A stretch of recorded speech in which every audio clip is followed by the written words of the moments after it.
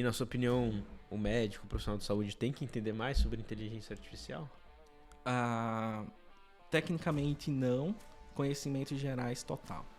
Assim, 100%, sabe? Principalmente quem tá saindo agora. Porque é isso, talvez uma conversa como essa já dá subsídio para você sentar numa mesa, e nessa mesa alguém vai falar de inteligência artificial. Então vai desde o da básico para você, sei lá, sobreviver, você tá ali no meio, até de fato você poder mudar as pesquisas, porque as pesquisas vão acabar sendo mais utilizadas, de vez de estatística tradicional, métodos desses machine learning, até deep learning. Então assim, se você quer ter uma relevância daqui a 5, 10 anos nesse mundo, com a genética, com toda a parte de genética vindo, que são dados semi-estruturados até estruturados, cara, o básico que você tem que conhecer, e às vezes não é para programar, é só para sentar do lado do cara e poder dar o guidance. E se não for para fazer isso, é para utilizar no dia a dia, né? Sabendo o que você está fazendo, porque senão você tem um carro na garagem, mas você não sabe ligar o carro, então é estranho. E aí você vai ter que ir a pé todo dia para o seu trabalho, você está perdendo eficiência, em um certo nível até cliente ou paciente, então assim, é preciso.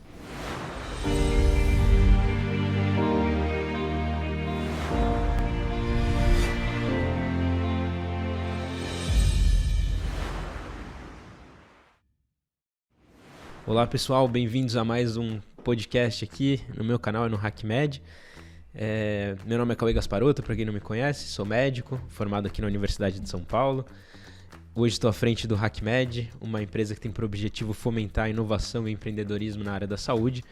E esse podcast aqui a gente tem a missão de trazer pessoas que podem agregar valor para você que está hoje na área da saúde, tem interesse por inovação, por empreendedorismo, por conhecer um pouco mais desse mercado que vem mudando cada vez mais rápido. E o convidado de hoje é um convidado especial, aí já tenho bastante contato com ele já faz algum tempo, né, Vitor? Já faz uns 3 anos que a gente conversa. Bom, vou deixar você se apresentar. O Vitor Gadelha, ele é Head de Inovação hoje na DASA, Inovações Médicas, né, Vitor?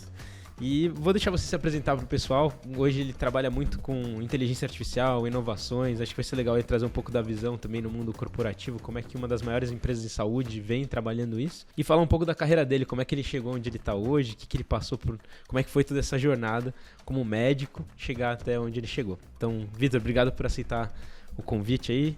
Com certeza vai ser muito legal, você tem muito a agregar com o nosso público aqui. Bacana, primeiro eu gostaria de agradecer pelo convite e estar aqui com vocês, é uma honra muito grande, né? Como você falou aí, 3 anos de trajetória, sempre troca de experiência. E rapidamente me apresentar, como o Cauê falou, meu nome é Victor Gadelha, eu sou médico de formação, então acabei trilhando ali, fiz na Estadual de Alagoas. Eu fui fazer residência em neurologia, uma especialidade que eu gostava bastante, eu acho que tinha muito a ver com tecnologia. E durante a minha graduação também tive uma experiência fora de 1 ano e meio ali no Canadá, né, estudando muito neurociências. Nesse momento eu pude voltar um pouco para a tecnologia. E durante a residência em neurologia, eu pude viver um pouco desse empreendedorismo ali, principalmente em 2015, 2016, comecei a entender esses conceitos de startup, então fui me aventurar nisso, tenho me aventurado nisso, mas também fui fazer um mestrado em computação. Então eu me desafiei, eu já gostava de programar, fazer um mestrado em computação mesmo, na UFPR, então um conceito super alto. E nesse mestrado foi especificamente inteligência computacional e em rede neural generativa, que é tudo que a gente tem falado tão hoje. E nesse momento aí eu vim para a DASA e depois de 2, 3 anos aí crescendo, eu virei Head de Inovação Médica, com foco em hospitais, tendo liderado uma frente legal assim, de inovação, com vários projetos que vão desde IA até questões de metaverso, impressão 3D, etc. Sensacional. Eu queria puxar, na verdade, até uma parte da sua fala, que você disse que você fez esse seu mestrado na área de ciências computacionais. E eu queria saber se quando você começou lá, decidiu fazer medicina, residência, você já tinha essa visão de trabalhar com tecnologia ou foi algo que foi aparecendo, não sei, por algum motivo na sua vida? Como é que foi? Então, quando que surgiu isso? Cara, é sensacional, porque assim, eu sempre gostei muito de tecnologia. Meu pai vem da tecnologia. Eu tive lá, quando era criança, eu lembro o IBM 486, um dos primeiros computadores que tinha chegado na Universidade Federal da Paraíba, eu sou da Paraíba, e tive acesso ali, sabe, um contato com a tecnologia. E todo mundo achava que eu ia fazer ciência da computação. Aí, um momento, meu avô faleceu, foi um TEP, né? Então, assim, um tromboembolismo pulmonar. Eu não entendia naquele momento, eu tenho 16 para 17 anos. E eu acho que isso conquistou para eu ir para a área da medicina, sabe? Mas quando você entra nessa área, quando você entra na área médica, e eu, em Alagoas ali, né? É um lugar, assim, que tem vários desafios na saúde como um todo, na parte pública, principalmente. você, em algum momento, eu acho que existe uma percepção que, cara, é impossível resolver o número de problemas que não são problemas locais, são problemas até globais, assim, né? Algumas regiões têm os mesmos tipos de problemas de uma forma orgânica, manual. Então, existe um entendimento que a tecnologia, em algum momento, ela poderia ter essa capacidade de exponencializar e agregar muito valor às pontas. Então, eu já tinha essa noção de programação na época, e eu acho que ali, principalmente no terceiro ano, nesse momento que eu vou para o Canadá, que eu passo muito tempo ali em interseção com áreas de engenharia, então foi sensacional, desde montar impressora 3D, a colocar eletrodo para fazer algumas coisas de microeletrônica. Cara, existe um entendimento ali que eu pode-se fazer alguma coisa com tecnologia. Então, ali no terceiro para o quarto ano, quando eu volto para o Brasil, que você olha para o lado, né? Hoje tem vocês como referência, mas naquele momento, olhar para o lado, cara, é impossível isso que eu estou fazendo, que eu queria ir para a tecnologia. Tem a área acadêmica, né? Mas, assim, a área mais de negócio, de mover as coisas se mexerem, não fazia muito sentido. Então, desde aplicativo que eu fiz na época da graduação, eu lembro de Idade Gestacional, que teve muitos downloads, assim, teve acho que mais de 10 mil downloads na época, para a Apple, publiquei para o iOS. Então, assim, cara, foi um movimento que eu olhei para o lado, então acabei indo mais pelo tradicional, neurologia, eu fui para Curitiba fazer residência em neurologia, mas lá, inclusive, até por feedback, por conversa, comecei a conhecer mais gente, comecei a ter mais contato aqui com São Paulo, e é interessante que em um dos eventos aqui em São Paulo, eu estava e o VP da DASA hoje, médico, que é o Vidolino, ele me abordou. A gente teve esse ponto de contato, em 5 minutos ele teve uma conversa, ele me colocou no Uber, a gente foi para o Cubo, né? Eu nem sabia o que era Cubo, nem sabia o que era DASA, para falar a verdade, e nesse momento eu encontro o Felipe Kitamura, que é um gênio, né? Assim, em IA, e na parte, ele é neuroradiologista, e estava trabalhando com IA, tinha vencido um prêmio naquele momento ali. Cara, tudo começou a fazer sentido e nesse momento eu falei, é isso que eu quero fazer, é isso que eu tenho foco, eu me vejo nessa posição, me vejo trabalhando com tecnologia e eu já estava ali realmente, de fato, começando o mestrado. Mas aí você já tinha saído da residência nesse momento? Não, foi em paralelo. Em paralelo foi bem difícil, assim, porque diferente do mestrado de saúde, que é sexta, sábado, domingo, as aulas eram terça e quinta. Entendi. Né? Então foi um Levar baita desafio no R2. Nossa, cara. Nossa, mas... Assim... Não, antes da gente chegar nesse ponto, eu queria puxar um que você falou do intercâmbio. Você fez a sua ida para o Canadá no terceiro para o quarto ano da faculdade. Foi. Isso foi algo que já tinha estruturado na sua faculdade? Como é que você conseguiu essa oportunidade? Não, foi pelo programa Ciências Sem Fronteiras na época. Então, tinha aquela oportunidade de escrever, eu tive a chance de escrever, então acabei entrando ali em ciências básicas, neurociências, e teve ali um mini contato com a medicina. Mas, cara, quando eu cheguei lá, na verdade, era muito massa, porque eram pessoas de várias áreas, e eu tive muita chance de fazer desde neurociências lá, que foi a base do todo, mas algumas disciplinas, inclusive, de computação. Então, nesse momento, eu acho que vem aquele touch point, acho que tem toda uma questão de cultura, tem toda uma questão de se ambientalizar em outro lugar e você sentir, sabe, você viver aquela experiência e muda muita coisa na cabeça da pessoa. Total. Acho que eu vivi isso um pouco nos Estados Unidos. Você ficou um ano lá no Canadá? 1 ano e 4 meses. 1 ano e 4 meses. Eu fiquei 1 ano em Harvard também. Acho que é uma experiência assim, você vê o tanto que eles têm essa multidisciplinaridade. Abre comportamental, entendeu? Tem coisa que estava alocada que, de repente, por algum motivo, pelos contatos, pelas conexões, se abre. E você acha que vale a pena viver essa experiência internacional durante a faculdade? Certeza. Eu acho que não só durante a faculdade, talvez 3 ou 4 experiências dessa ao longo da vida. Porque é isso, é um ciclo, né? E é um momento que você sai do todo. E é engraçado, assim, não sei se você teve a mesma coisa, mas quando você chega lá, cara, você chega no final de todo o dia morto de cansado. Parece que o cérebro está explodindo. Não só por causa das barreiras de língua mesmo, você tem que estar processando aquilo, mas é uma quantidade de inputs diferentes, de culturas diferentes, de formas de comunicar diferentes, que é neuroplasticidade. Então, acho que tem que dar essa carga e teu cérebro se formata ali para poder viver e reprogramar um pouco do que é o seu eu, entendeu? Cara, muito legal. E aí você vivenciou essa experiência, já tinha esse interesse por trabalhar com tecnologia, voltou, entendeu que a neurologia era um caminho ali para trabalhar com isso, né? Era uma área que acredito que tem realmente, né? Fala em inteligência artificial, você acaba entrando em contato, pô, neurologia tem tudo a ver. E aí, no meio da sua residência, você conheceu uma pessoa de uma das principais empresas aí da área de saúde que estava desenvolvendo um setor de inteligência artificial. Isso. E aí te convidou para participar desse projeto. Como é que foi isso? Então, foi nesse momento eu tava no evento aqui, acho que em 2019. Você estava em São Paulo já, fazendo residência, Não, não? não, eu fiz residência em Curitiba. Em Curitiba. Eu vim para um evento específico, eu tava no R1 ou na R2, não me recordo. E eu vim pra cá, eu tinha startup, eu tinha acabado de criar startup realidade virtual, eu tava com óculos no cotovelo, andando, aquele negócio que a gente faz como empreendedor e por algum motivo ali teve o Thiago Júlio, fez a conexão e eu entrei ali no stand da DASA, tive essa conexão com o Vedolin, em 5 minutos eu tive essa conversa, ele por algum motivo viu alguma afeição, né? Ele viu algum propósito ali e a gente foi no Cubo, e no Cubo tinha uma reunião super importante lá, que eles deixaram participar. E, cara, nesse momento eu conversei o Kitten, eu lembro muito, porque subindo o elevador, ele começou a falar de TensorFlow, de Keras, que são os frameworks que a gente usa para fazer código. Eu já estava ali no mestrado, eu já estava fazendo algumas coisas com algoritmo, e assim, cara, aí depois eu descobri que ela era médico, foi tipo um match perfeito, entendeu?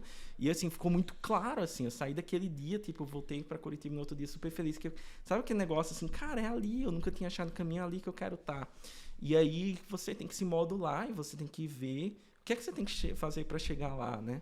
E eu fui aproximando o contato, ele estava montando a área de inteligência computacional, já tinha alguns métricos no Das Nova, que era essa área, e assim, fez muito sentido, assim, não só pela pegada empreendedora, intraempreendedora, que eu acabei desenvolvendo, mas muito pela afeição, pelo que eles estavam fazendo. Então, realmente, cara, eu me encontrei, assim, eu me encantei, assim, sabe?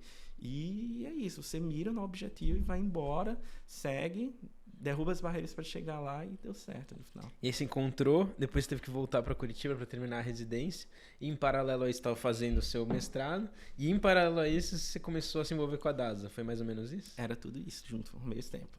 Então, Tá. eu estava ali no R2, no R3, começando contato com a DASA, fazendo mestrado em inteligência computacional, TCC, que foi nessa área também da residência, e estava começando o mundo do empreendedorismo ali também com a startup que a gente tem até hoje, conversando, entendeu? Tentando mover, vivendo esse ciclo do produto super complexo, todas as barreiras que o empreendedor ele pode vivenciar em terra, pode ter certeza que eu já peguei muita coisa, talvez não todas, mas eu já vi uma parte dela.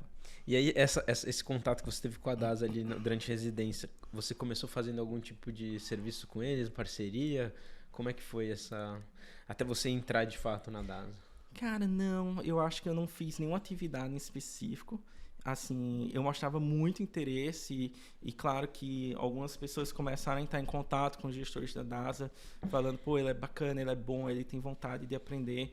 E eu acho que foi muito essa questão de oportunidade. Tanto que eu lembro que quando eu entrei, assim, não tinha escopo definido. Eu falei, e aí, beleza, vamos pra onde? Vamos fazer programa, vamos fazer algoritmo, vamos fazer por aqui? Eles falaram, cara, senta Eles contrataram aí. você e depois foram ver onde te colocar. É isso. E eu acho que até hoje eu fui cavando esse caminho, entendeu? Legal. Que é tanta oportunidade, tanta coisa, e cabe a você ter essa flexibilidade, liberdade, claro que com respeito e tudo que tem que ser pregado dentro da instituição, mas faz levar. E a comunicação é a base de tudo, para falar a verdade, é muito menos sobre técnica, mas o ato de se comunicar, de entender o que as pessoas querem, de aprender e estar aberto para isso, é que fez as coisas acontecerem, sabe? De uma maneira geral, nesse ciclo até chegar lá e logo depois que entrei lá também. E você entrou na DASA assim que se formou na residência? Foi no outro dia. Eu peguei meu cachorro, literalmente botei no carro, vamos embora. Não tinha nem fechado o apartamento lá em Curitiba. Veio pra São Paulo. Voltar para poder arrumar as coisas. E 15 dias depois da pandemia, então assim, foi muito estranho tudo. Isso foi então 2020, você tá desde 2020, foi exatamente porque 3 isso. anos... Eu fechei no último dia de fevereiro, no outro dia cheguei aqui, em março ali, começou a pandemia, né? Em abril estourou. Caramba, que loucura. Deve ter sido uma... Foi uma aventura, assim. Eu lembro que eu cheguei aqui, não tinha nem cama, assim, eu não tinha energia no apartamento que eu conseguia, assim, eu dormi no chão, mas deu certo. E ó, antes da gente entrar na pauta de inteligência artificial, que eu tenho certeza que o pessoal tá aguardando pra gente falar, tem um ponto que eu queria trazer relacionado à sua carreira, que eu imagino que você teve que enfrentar isso. Eu enfrentei um pouco também, quando eu tomei essa decisão de começar o HackMed, que é, pô, mas você não vai ser clínico, não vai atuar como neurologista. Como é que foi essa decisão, assim, de falar, putz, realmente pra mim o mundo corporativo, esse mundo dos negócios, tecnologia é o que faz sentido, e deixar um pouco de lado o lado assistencial? Como é que foi essa decisão?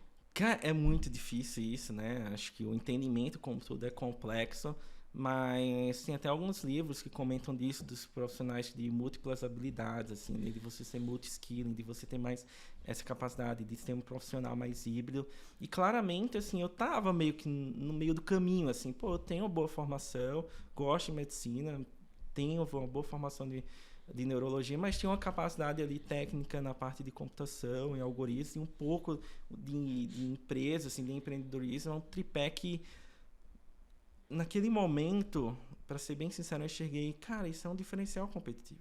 Uma oportunidade para você. É um diferencial competitivo e eu tô vendo que tem algumas pessoas que estão olhando para isso, né? Nesse caso especificamente a DASA, mas hoje tem outras também. Então eu dei assim, cara, como eu posso ser a melhor versão do Vitor, assim? Uhum. E, por exemplo, um momento da minha vida eu pensei em neurocirurgia. Cara, eu treino pra caramba, entendeu? E não ia dar certo, eu ia ser mediano, assim. Eu duvido que eu ia ser um grande cirurgião, sabe? Então, nesse momento, eu acho que é um momento de muita reflexão, de você olhar, autoconhecimento, você olhar para assim, cara, quais são os melhores atributos? Teve pessoas que ajudaram nesse processo. Eu lembro muito do Marcos Lange, que foi meu chefe ali na residência, ele, claramente, durante 3 anos, ele mapeou e ele falou, cara, olha o tanto de coisa diferencial que você tem. Então, você considera ele um mentor, assim, para você? Cara, naquele momento ele foi essencial, assim, que é um momento que você olha assim, eu vou abrir um consultório de neurologia, eu vou pegar o carro, vou para São Paulo e me aventurar um negócio totalmente diferente, com um recurso que ecométrico, você tem uma questão financeira que naquele primeiro momento acaba sendo bem melhor, mas que quando você olha para trás, sabe que foi as decisões corretas, assim, isso é bacana, assim. Então, tira aquela frustração, talvez eu tivesse tomado um caminho oposto, estaria em outro lugar, não estaria nem aqui provavelmente, e assim, é legal entender que em algum momento alguma decisão correta foi tomada, pelo menos é o que eu imagino, né? Então, cara, é a construção de uma pessoa e nesse momento, acho que a skill comunicação é o que envolve, é o que conecta tudo para você se mover, mas existe o lado empreendedor do risco mesmo. É difícil. Você sair ali, cara, você tá na cidade, tá tranquilo, tá tudo certo, tá tudo bem, você conhece todo mundo, conhece o cara, melhor neurologista da cidade, você tem ali, o cara te ajuda, até te propõe ali trabalhar em um momento com ele e você ter que... Um caminho ali que você não tem nada escrito. Cara, né? Você, fala, cara, você vai papel em branco, você vai escrever a história sem ninguém... Eu tinha contrato, cheguei aqui, gente, pelo amor de Deus, vai assinar 10, 15 dias depois, eu só fui receber 2 dias depois. Então, assim, tem que ter esse punch. Você assumiu um risco que... Cara, tem que ter, é isso. E eu acho que as grandes decisões, elas estão nesse contexto. Não tem como. Não tem. Está fácil, se não aumentou a frequência cardíaca, não é a grande decisão da sua vida. Concordo. E nesse ponto, você tinha alguma referência? Você falou do Kitamura, né? Mas você chegou a ter alguma referência? Falou, cara, esse cara que eu quero ser. Ele virou a referência. Ele virou sua referência. Total, assim. Você falou, putz, esse cara conseguiu chegar... Até hoje, pra falar a verdade, é um monstro, né? Tipo, ele é bizarro, assim.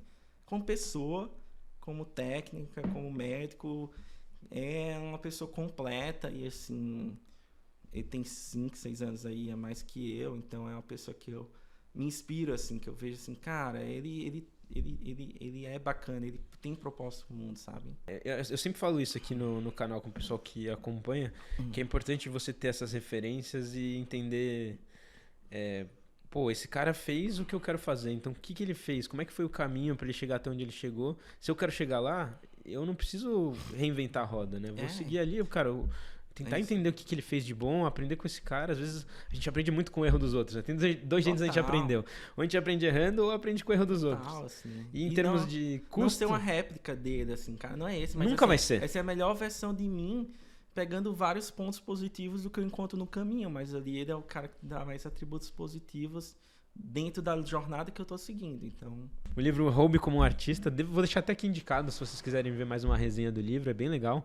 Austin Kleon é o nome do autor, e ele fala um pouco sobre estratégias, 10 estratégias que você pode usar para se tornar mais criativo.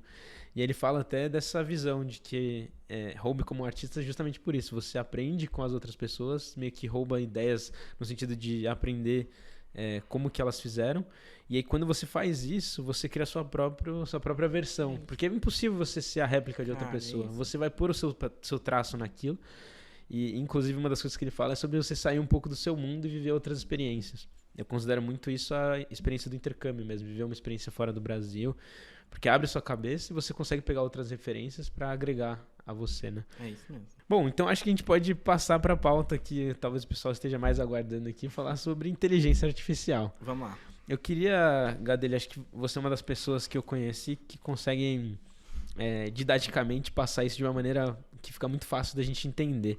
Então eu queria pedir para você explicar os conceitos básicos. Assim, eu sei que tem muita gente que acompanha aqui que é leigo mesmo no assunto, que tem interesse, mas não sabe nada de inteligência artificial. Assim. Legal. Você pode passar um overview, assim, cara, o que é inteligência artificial, da onde que vem isso? Legal. E, enfim, onde nós estamos hoje? Bora, eu vou tentar resumir, vou tentar falar aqui pro pessoal, né? Então, acho que o grande ponto aqui, a inteligência artificial, é um conceito relativamente simples, né? De tentar dar uma capacidade de inteligência para coisas não vivas. Então, nesse momento, máquinas, né? Então, tudo que é computador. E algumas pessoas complementam esse conceito como se tivesse uma capacidade de raciocínio, de consciência, tá? Mas, basicamente, é isso. Não tem muito segredo. É uma área que, assim, é estudada há bastante tempo. Ela começou ali, especificamente tem um marco que é em 56, ali na Alemanha, que traz tudo isso, mas por um motivo óbvio, até de quantidade de processamento computacional, naquele momento não tinha uma grande evolução, mas já se pensava, naquele momento já se discutia que em algum momento as máquinas vão ter alguma capacidade de... Eles não estavam até consciência, mas assim, de capacidade de pensar como humana, de fazer atividades como humana, né? Interessante que é muito do que a gente começa a ver nesse momento. Então, isso progrediu, as técnicas foram progredindo, a base toda é a matemática, né? Em algum momento também a computação, quando isso começa a se adequar, e vários autores, várias pessoas estudaram ao longo desse tempo para chegar no que a gente é hoje. Então, desde o final dos anos 90, ali, a partir de carros autônomos, algumas grandes marcas já começavam a trazer esse conceito, mas em algum momento ali, que é especificamente de 2008 a 2012, que gira-se a chave. Por motivo óbvio, é a quantidade de dados, transformação digital, né, nos últimos 20 anos, capacidade de processamento computacional, então as placas de vídeos elas são muito boas para fazer esse tipo de cálculo, e a evolução da ciência. Esse tripé culminou nessa reviravolta que a gente viu. Mas o que é a inteligência artificial, né? Então ela é uma área do conhecimento. Então não está errado utilizar esse termo, né? Muita gente fala, tudo é inteligência artificial, até uma regra talvez mais simples, mas cara, ela é uma área do conhecimento que agrega, ela tá lá dentro.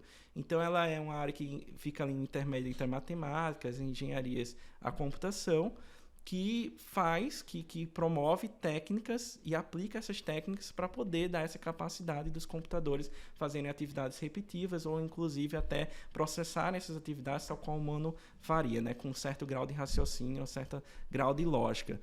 E dentro desse conceito macro, que é onde começa a ficar mais complicado, as pessoas se confundem, é que existem várias técnicas ou vários modos de fazer com que essa aplicação de transformar essa máquina em algo que tem algum certo grau de inteligência aconteça. E a que ficou em grande vigor é a aprendizado de máquina ou machine learning.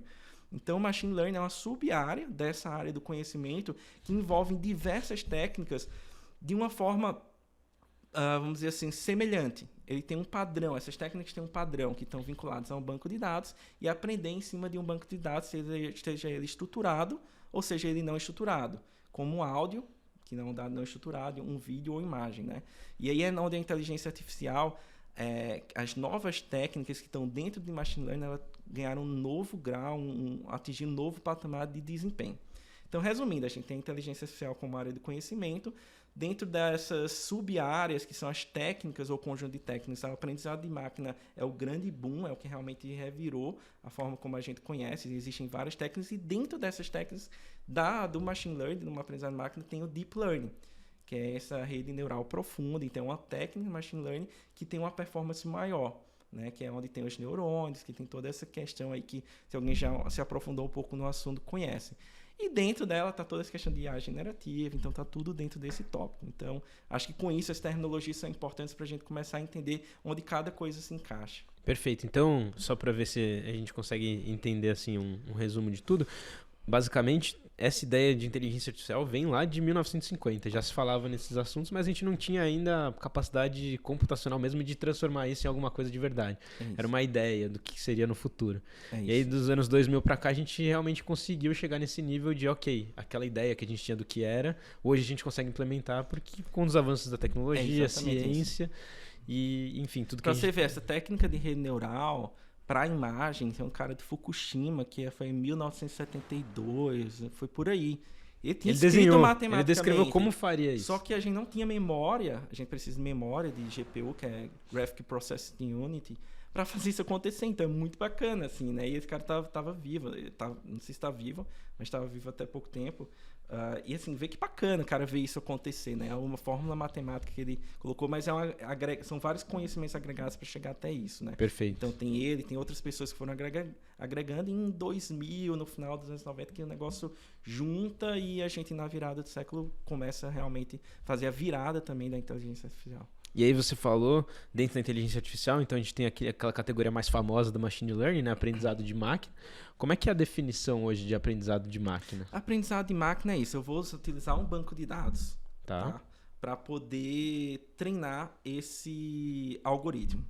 Então, vamos dar um outro exemplo. Antigamente, as regras eram regras simples que a pessoa mesmo tem que fazer o que a gente chama hard coding. Né? Então, assim, se eu quero identificar numa imagem se é um gato ou um cachorro, eu lá ia programar mais ou menos nesse sentido. Se tiver um bigode, se tiver um nariz triangular, se tiver um olho assim mais achatado, eu começava a descrever, e isso aqui está mais para um gato. E aí eu começava a colocar as características do cachorro. Mas, naturalmente, né, o algoritmo ele acaba tendo um desempenho limitado, talvez entre 60% e 70%, porque é isso, eu posso botar uma roupa de gato no cachorro e aí minha teoria pode dar totalmente errada.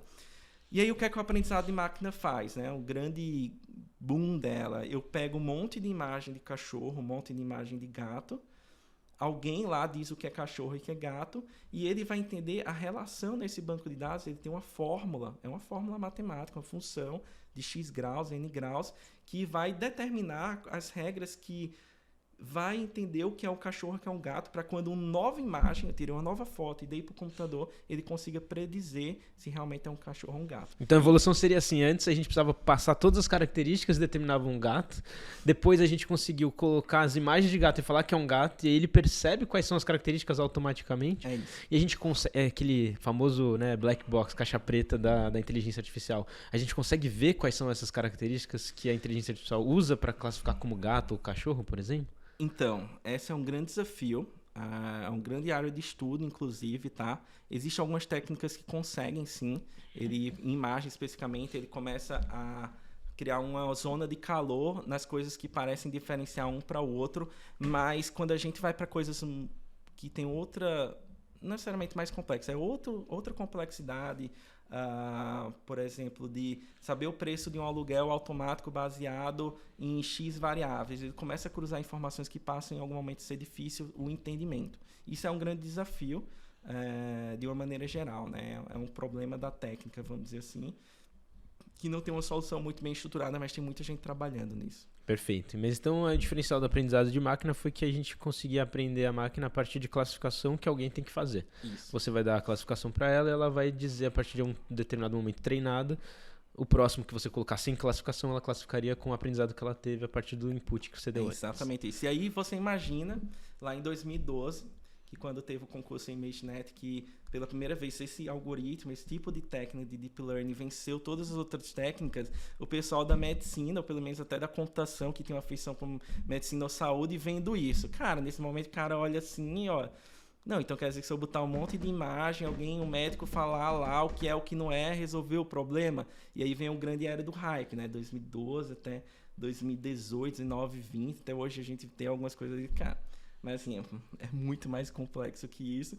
Mas na intuição, pelo menos com cachorro e gato, parecia fazer sentido. Só que a gente não é só um cachorro e um gato, né? Às vezes dentro de uma imagem a gente tem 1000 variáveis que a gente lá tem que estar observando, e isso acaba complicando o treinamento desses algoritmos. E eu acho que esse é um ponto legal da gente falar, porque é exatamente isso. Quando você fala de inteligência artificial, as pessoas falam, parece simples, né? Pô, vou colocar lá gato, cachorro, vai diferenciar.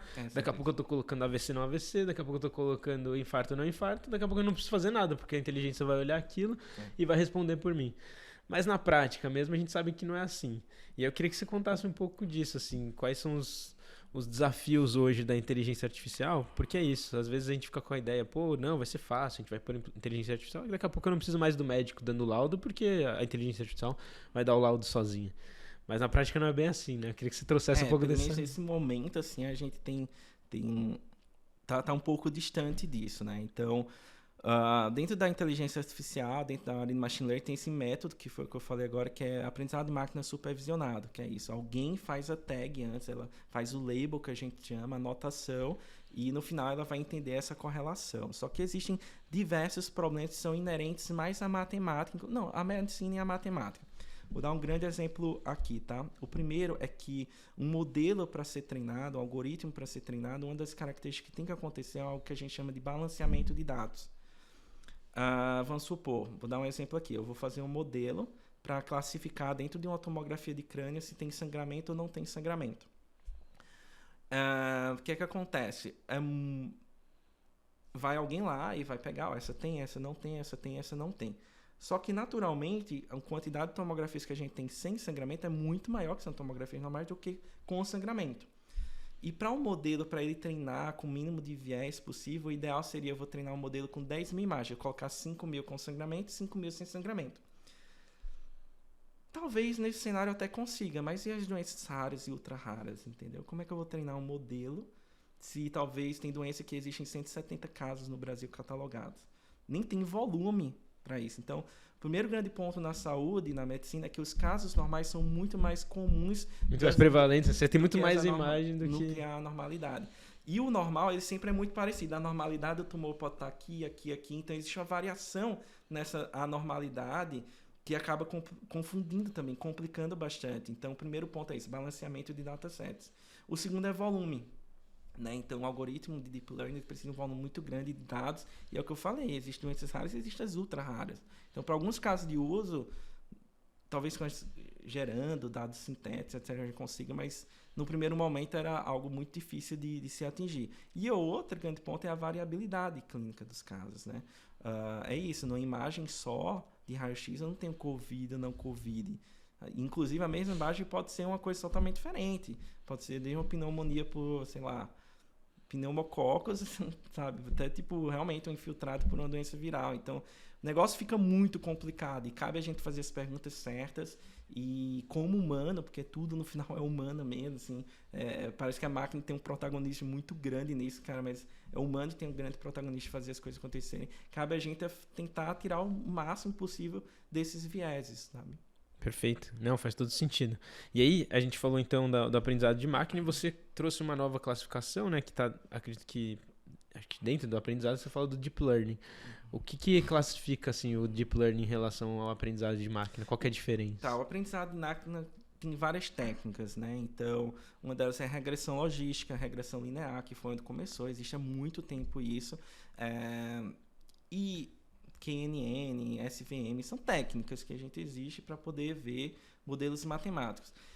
O Deep Learning é uma técnica específica que ela usa diversas camadas e uma relação entre essas camadas, que na verdade são diversas funções, cada neurônio a gente chama uma função, e esse neurônio, ele se conecta com os outros neurônios, e foi muito baseado no modelo como o nosso sistema nervoso ele funciona, né? Tem gente que é contra isso, a favor disso, mas faz um sentido. Aquele negócio de dendrito, axônio, né? Corpo celular e axônio, as mensagerias faz para frente, e tem aquele negócio de fire, de tipo, o neurônio precisa atingir o limiar, não sei se lembra? Sim, ele tem que atingir um limiar para disparar. Então, basicamente é isso, é um monte de neurônio que ele tem que atingir um limiar, que a gente chama de função de ativação, para poder passar as mensagens. Neurônio seguinte. E essa forma como esses neurônios são ativados nessa lógica entre a entrada de dados, que é isso, tem hemorragia ou não naquela tomografia, e o output, que é a probabilidade, a partir de novo dado, é que transforma, que dá a característica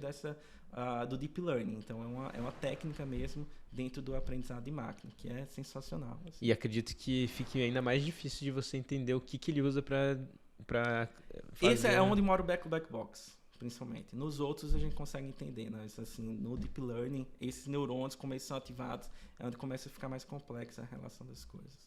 Fica bem difícil de fazer...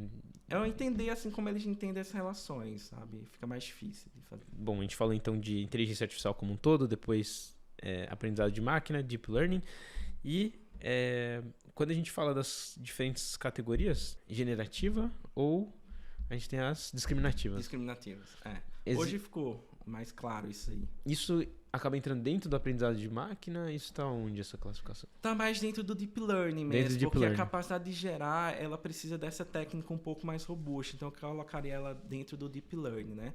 Então, qual é a diferença? Em 2014, a gente sempre teve essa olhada discriminativa. Discriminativo é assim, é isso, eu tenho uma imagem, qual é a probabilidade dela ir para um lugar, ela ser 0 ou 1, ou seja, é alguma coisa ou não é alguma coisa. Ela é quase uma probabilidade. É generativa, então assim, eu tenho um dado que é uma imagem e a saída é um número com a probabilidade. A generativa não, eu tenho uma imagem e a saída é uma imagem muito semelhante a essa primeira. Só que um certo grau de variação, assim, né? Então tem uma variabilidade. Então esse é o primeiro ponto. Na discriminativa é isso, eu quero uma probabilidade, eu quero uma classificação binária. Na generativa, não, eu estou gerando um dado sintético, eu estou gerando um novo dado baseado no conjunto de dados pré-treinados, ou seja, o computador aprendeu previamente, que tem a dimensão dela, ou seja, o formato, ela é muito semelhante ao conjunto de dados que ele foi inicialmente treinado. E aqui a gente está menos sobre ser como na discriminativa. Eu tenho uma imagem, eu quero saber se ela é isso ou aquilo, e aqui eu tenho uma imagem, e essa imagem ela pode virar um texto, como uma descrição do texto. Eu gerei uma descrição do texto, eu sintetizei uma descrição do texto. Eu posso gerar um áudio, eu posso gerar até uma nova imagem. E um texto pode virar um texto pode virar uma imagem, um texto pode virar um áudio, e um áudio pode virar um texto. Então a gente está mais dentro das categorias de vídeo, áudio, imagem de uma maneira geral e texto, né? Então tem até siglas para isso. A gente chama pix to pix, é imagem para imagem, text to text, texto para texto, que é o caso agora do ChatGPT. Eu ia falar isso, né? Para o pessoal poder entender um pouco mais palpável, né? São que essas novas inteligências artificiais estão fazendo a rodo aí hoje no mercado, né? ChatGPT, aquela que provavelmente você já baixou de fazer a sua imagem com inteligência artificial, né? Deixar ali num contexto de IA, como é que fica, né? Você plota suas imagens de perfil, várias fotos que você tem, isso, e ele gera imagens de inteligência artificial que são semelhantes com o que ele conseguiu caracterizar do seu retrato que você imputou, né? É exatamente isso. Então um discrimina e outro gera. Gerar uma coisa que não tinha antes. Perfeito. E aí, nesses casos essas que geram, hoje também teria aplicabilidade na saúde para fazer isso? Cara, com certeza. Eu acho que é o que a gente está mais aprendendo agora, para falar a verdade, porque passa a surgir um mundo de oportunidades. Eu vou falar um pouquinho do meu mestrado especificamente, o que é que eu fiz. É um pouco até do que já foi comentado aqui. Para você fazer uma IA discriminativa, se tem AVC isquêmico ou não, baseado só numa entrada de tomografia, então AVC isquêmico é quando o cérebro morre lá por falta de oxigênio de fluxo sanguíneo, tá? Eu preciso de uma quantidade de dados muito alta.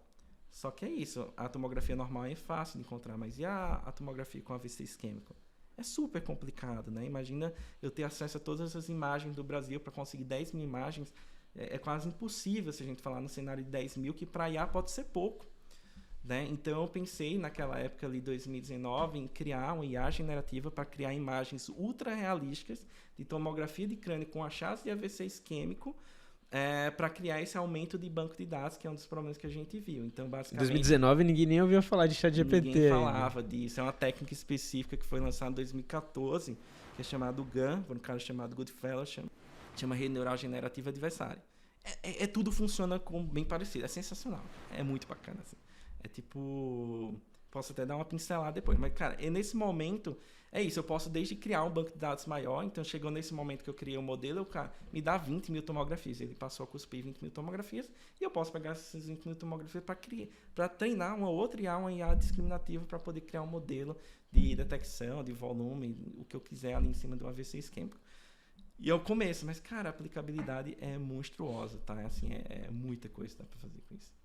E aí você cria imagens que simulam aquela condição que você queria. Você colocou lá, igual a gente faz no aplicativo de colocar os retratos, você colocou as imagens de tomografia com AVC e aí ela gera imagens de tomografia com AVC a partir do que você colocou. E o mais interessante, são imagens assim que, tipo, são AVCs tão estranhos, tão raros, ele passou a gerar AVC bilateral, entendeu?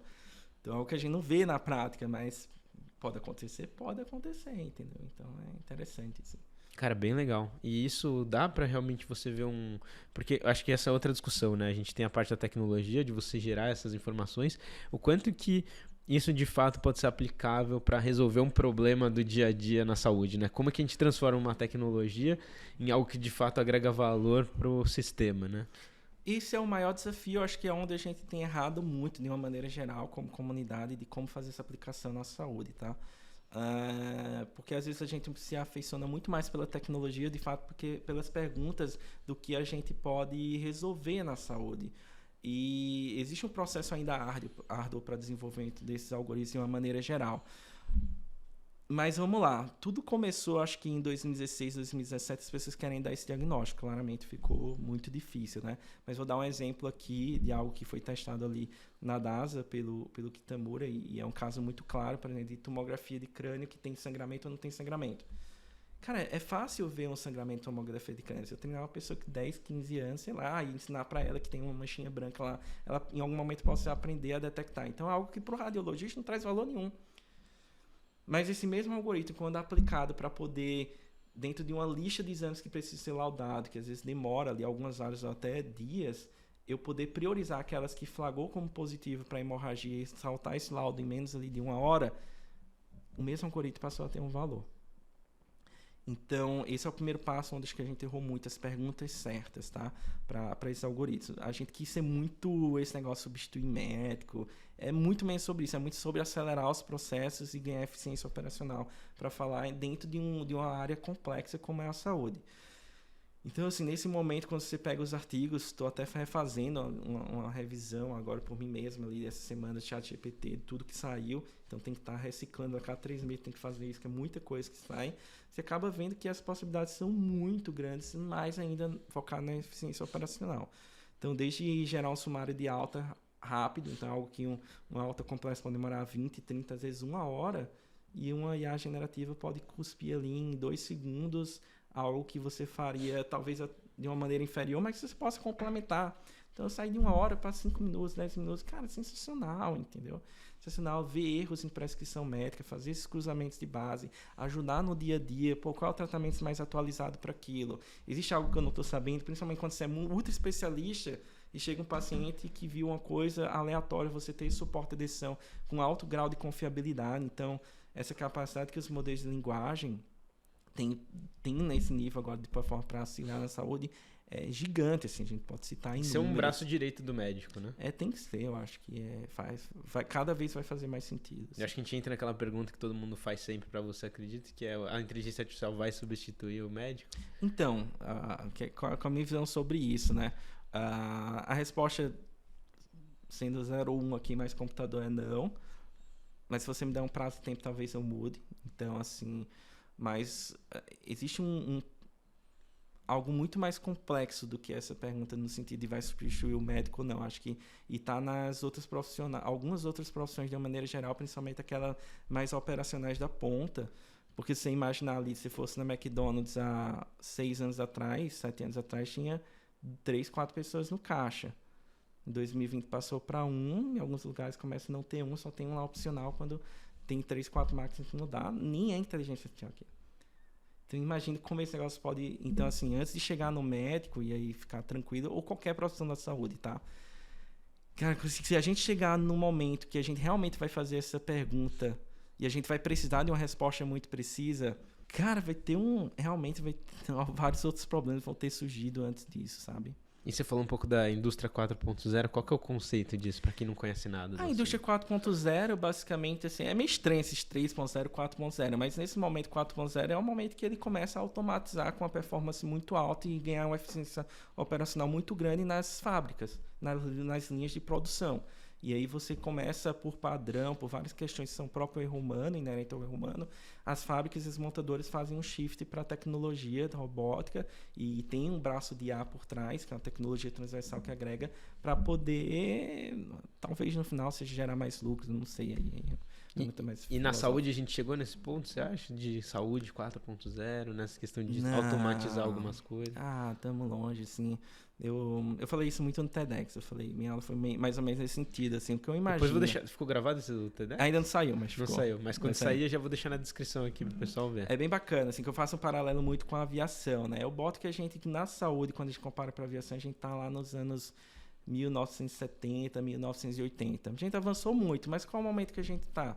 Sei lá, de tecnologia, pelo menos de consumer health, que é aquela tecnologia que você está em casa, não está dentro do hospital. Mas pode acontecer, eu vou ter um pulso irregular, ele vai apitar aqui, ó, faça seu eletro, e aí você faz o eletro e talvez esteja ali uma arritmia, uma fibrilação atrial. É onde a gente está agora, sabe? Mas assim, diante de tudo que a tecnologia pode prover e ela está disponível, é que a gente não teve tempo de aplicar isso tudo. Cara, isso é um pouco, assim. Então, tem bastante ainda para andar e assim, é como se, tipo... A gente fala de interoperabilidade, essas coisas, mas quando você fala em interoperabilidade é como se eu tivesse nem instalado a internet. Eu comprei uma empresa e eu nem instalei a internet nela. É isso, a gente está instalando a internet, a gente está, entendeu? Fazendo as coisas, a gente está ajustando a infraestrutura básica. Essa agenda não anula a outra agenda de IA, de coisas complexas, como anda, empresas como Veryline Life Science, da Alphabet ali do Google, que anda, mas assim, elas... Existe uma infraestrutura básica que a gente precisa andar. Sim, a infraestrutura não vai funcionar... Ela anda mais lento, essa agenda aqui, sabe? Uhum. E ela anda com menos desempenho, com menos eficácia. Quando a gente arrumar essa infraestrutura, essa galera que dominou esse conhecimento, eles vão voar. E é por isso que a gente tem que estar nessa agenda também. Porque daqui a 3, 4, 5, 6, sei lá, 8, 10 anos, mais uma vez a curva exponencial vai aparecer em alguns setores, ela pode estar aqui meio linear, e se a gente não tem essa curva, a gente não vai conseguir usar essa infraestrutura, vai ter que começar a aprender as coisas para usar ela, e a gente fica para trás. E eu falo como Brasil, como um país super criativo, tá? E você disse ficar para trás em termos de oportunidade de mercado? É oportunidade mesmo. É oportunidade. Deram um pacote de ouro ali e você não soube usar ele mais rápido, porque você não sabia para que ele servia, vamos supor assim. E a gente precisa saber, a gente precisa aprender. Faz todo sentido. E na sua opinião, o médico, o profissional de saúde tem que entender mais sobre inteligência artificial? Tecnicamente não, conhecimentos gerais total. Assim, 100%, sabe? Principalmente quem está saindo agora. Porque é isso, talvez uma conversa como essa já dá subsídio para você sentar numa mesa, e nessa mesa alguém vai falar de inteligência artificial. Então vai desde da básico para você, sei lá, sobreviver, você tá ali no meio, até de fato você poder mudar as pesquisas, porque as pesquisas vão acabar sendo mais utilizadas, de vez de estatística tradicional, métodos desses machine learning, até deep learning. Então, assim, se você quer ter uma relevância daqui a 5, 10 anos nesse mundo, com a genética, com toda a parte genética vindo, que são dados semi-estruturados até estruturados, cara, o básico você tem que conhecer, e às vezes não é para programar, é só para sentar do lado do cara e poder dar o guidance. E se não for para fazer isso, é para utilizar no dia a dia, né? Sabendo o que você está fazendo, porque senão você tem um carro na garagem, mas você não sabe ligar o carro, então é estranho. E aí você vai ter que ir a pé todo dia para o seu trabalho, você está perdendo eficiência, em certo nível até cliente ou paciente, então assim, é preciso. E até um problema até mais grave em termos pessoais é você acabar caindo em cilada, né? E caindo no meio charlatanismo. Você não sabe nem dizer o que funciona e o que não funciona. Então, qualquer pessoa que falar ali que é uma inteligência artificial, você vai cair na conversa e vai acreditar que funciona sem nem saber o que está por trás, os riscos, o que aquilo de fato se aplica ou não se aplica. Assim, avaliando, né? E assim, cada vez mais a gente tá vendo, na prática tem esse sistema de suporte à decisão. E é isso, qual é o grau de confiança que eu posso dar para aquela decisão, né? Então, é complexo, mas, cara, é essencial a gente ter o básico, o intuitivo de como funciona, para onde a gente vai, porque senão, de fato, é o clássico, né? Se você, médico que não está usando ali, que não tem um conhecimento, ele pode perder uma vantagem competitiva. E, assim, tem uma pauta que eu gosto muito, assim, obviamente que eu puxo pro meu lado aqui, né? Eu falo muito sobre educação médica e eu queria pegar um pouco da sua impressão, assim, você acha que hoje as escolas médicas, a visão como um todo, assim, do processo educacional do médico, do profissional de saúde, tem que mudar um pouco quando você olha, assim, o mercado e o que a gente tem hoje nas escolas? Você tem alguma impressão sobre isso, assim? O que... Cara, um negócio que eu até falo menos, mas eu tenho, acho, muitas expressões. Eu vou tentar de resumir aqui, mas assim, meio sem um pensamento prévio sobre isso, tá? Primeiro ponto, assim, acho que o que vocês já trazem é importante, acho que é um conhecimento que agrega, que é entender um pouquinho das noções de negócio. Porque nesse momento que a gente está, de questão de sustentabilidade, se você não entende um pouco daquela de pirona que você prescreve, porque você bota no soro de 500 e não bota ali no diluindo de 20 ml, tem um monte de coisas que você começa a não entender. Você realmente acha que sabe? Tem uma razão de ser as coisas, você não é questionador, isso é um problema, o pensamento crítico. Então, eu acho que todo o lado criativo do empreendedorismo, ela é importante na formação, tá? O segundo, eu acho que tem que mudar ali muito como a gente aprende também. Porque existem momentos durante a prática médica que você precisa dar uma resposta imediata. Chegou um AVC, chegou um infarto. Cara, você precisa dar uma resposta imediata, você tem pouco tempo de consulta.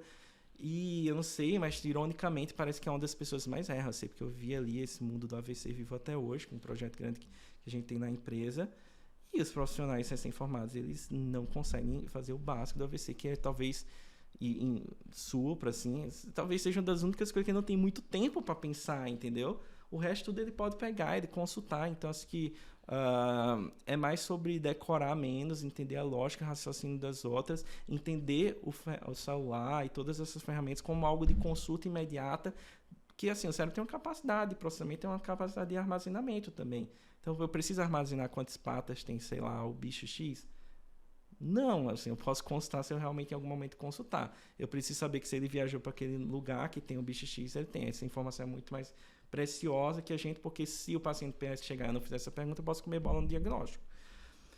Então, assim, eu acho que, cara, assim, muda completamente a forma como a gente faz prova, acho que muda completamente a forma que a gente tem que aprender. Então, eu não sei como aumentar isso, acho que você pode dar a sua visão também, que você está estudando especificamente sobre isso. Eu acho que tem muito. O terceiro é que eu acho que a gente tem muito mais tecnologia que é utilizado hoje do ponto de vista de percepção, de treinamento, a próxima realidade virtual. Acho que é algo pouco explorado. Tem motivos técnicos, mas acho que tem muita coisa para andar nesse cenário, tá? E, enfim, eu acho que essa parte de saúde digital também, ela é muito assim, pouco explorada. Não sei se poucas pessoas têm o conhecimento para passar isso dentro das universidades, porque na universidade só pode entrar quem tem doutorado, e ninguém que tem nesse tópico que tem 4 anos, ninguém fez doutorado ainda e não pode entrar na universidade, e aí por causa disso não vai ensinar. Então, assim, tem problemas, cara, que sei lá, estão até em outra esfera, né? Mas o que eu falo muito e participo de bastantes eventos é conceitos que a gente tem que evangelizar, porque tem ninguém falando isso nas instituições como um todo. Vou dar um exemplo clássico. Fenótipo digital, que é digital phenotyping. Digital twins, que é gemas digitais. Você vai lá, tem um laboratório em Stanford que só faz sobre isso, né? Só trabalha ali com digital twins, e aqui no Brasil não tem um paper. Entendeu? E aí a gente começa a ver essa incongruência, esse gap, mas tudo bem, ninguém chegou para falar que esse cara quer isso, como é que faz isso. Então, cabe a gente, assim, também a evangelizar esses conceitos de alguma maneira, mas acaba sendo um gap que, mais uma vez, essa distância de 2, 3 anos pode fazer o cara lá decolar, a gente ficar à mercê de um mercado internacional, coisa que a gente poderia ter desenvolvimento internamente, faltou conhecimento, né? Porque doença a gente tem, banco de dados a gente tem, computador a gente tem, gente inteligente pra caramba a gente tem, e ninguém ensinou as pessoas a fazer as coisas dos movimentos que as big techs ou as grandes universidades em saúde digital, em digital twins, que eu acho que realmente é o que vai mudar a saúde do futuro, tem. Perfeito. Cara, muito bom. Se alguém quiser entrar em contato com você, tirar mais dúvidas, óbvio que isso é um papo curto, né? 1 hora, daria pra gente ficar explorando esses temas por muito mais tempo. Mas assim, se alguém quiser te mandar mensagem, entrar em contato, você tem algum canal, LinkedIn, Instagram, como é que o pessoal pode te achar? Tem no LinkedIn, então bota lá Victor Gadelha. Também no Instagram, é Dr. Victor Gadelha, Victor com C.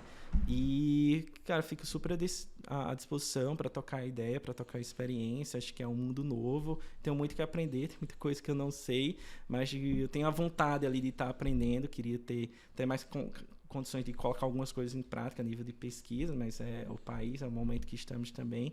E tô aqui, cara. Obrigado aí. Espero poder ter contribuído um pouquinho para esse mundo que é super instigante e super complexo ao mesmo tempo.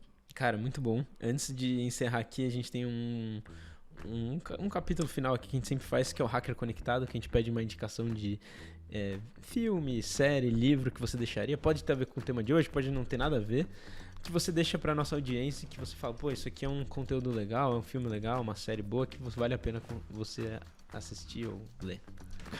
Boa. Eu vejo muita série, assim, então... Eu tô assistindo uma legal, é Ruptura. É no Apple TV, acho bacana. Ruptura. É bem interessante, assim, é como se eles fizessem uma dissociação e quando ele entra no ambiente de trabalho, ele esquece quem é ele lá fora. Só que aí ele começa a viver o sentimento de como se ele estivesse só trabalhando. A pessoa de dentro vive como se estivesse só trabalhando, a pessoa de fora, ela vive como se não trabalhasse. Então, assim, é um negócio que você vê que não tem uma dissociação das coisas, né? O eu como um todo. Então, acho que é um bom caminho aí para quem quer entender mais sobre isso. E outra, que conhecimento no TED TV, que é sensacional, eu não tava gostando muito. No Apple TV? TED Lasso. Telelaço. Cara, é negócio de futebol, é uma técnica de futebol, mas ali são as técnicas de soft skill, são técnicas sociais. Cara, ele aplica aquilo, episódio por episódio, e assim, é sensacional para quem tá lidando com liderança. Sensacional, assim, sério mesmo, é impressionante como ele consegue passar. Acaba você também conseguir perceber e absorver aquilo. Mas tudo é um pouco de técnica e ser humano também, né? Cara, é bom, vale a pena assistir. Vou dar uma olhada, eu não conheço nenhuma das duas, ó. Deixa indicado, pessoal, vale a pena. Tudo na Apple TV.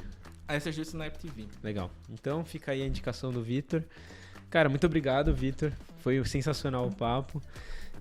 Queria agradecer também aos nossos apoiadores, patrocinadores aqui, da Manoli, que se deu espaço pra gente poder gravar hoje, Unicred também, que é um dos nossos maiores apoiadores. E agradecer para você que ficou até o final, espero que você tenha gostado. Deixa aí seus comentários, like, compartilha, sugestão de próximos temas. Deixa aí pra gente saber se você gostou, se esse é um tema que te interessa. E muito obrigado. Vitor, é sempre um prazer. Cara, obrigado. A gente se vê. Obviamente queria divulgar aqui a HackMed Conference. Esse ano, infelizmente, o Vitor não vai estar com a gente lá. Teve um problema aí de agenda, mas uma das pautas que a gente vai ter na conference é falando sobre inteligência artificial. O objetivo do evento é discutir esses assuntos, inovação, tendências do mercado de saúde. Se você se interessa por esses temas, acho que vale a pena depois conferir. Vou deixar aqui também o QR Code na tela.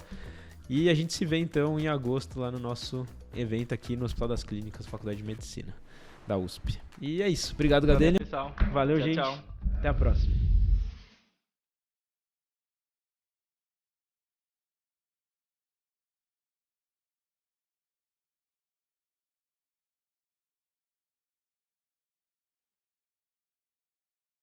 Espero aqui no dia 18 de agosto, no Hospital das Clínicas da Faculdade de Medicina da USP. Vem com a gente.